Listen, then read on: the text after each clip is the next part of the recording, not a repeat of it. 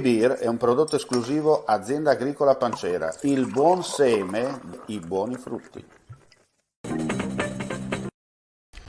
Riapre il servizio irriguo dal 24 agosto. Considerata la situazione meteorologica e vista l'assenza di precipitazioni, dal 24 agosto sarà riaperto il servizio irriguo che si protrarrà fino alla tempistica ordinaria, cioè al 31 agosto prossimo, per l'area dell'ex Ledra Tagliamento, 15 settembre per le aree irrigue ricadenti nel comprensorio ex Bassa Friulana.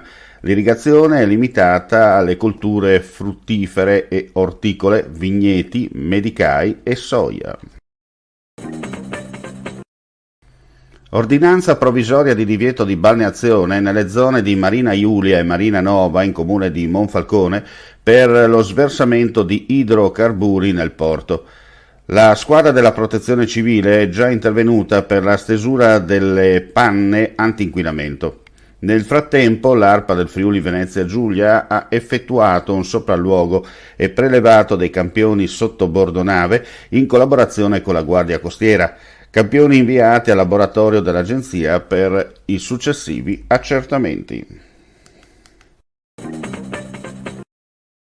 Nella giornata odierna in Friuli Venezia Giulia su 2552 tamponi molecolari sono stati rilevati 111 nuovi contagi.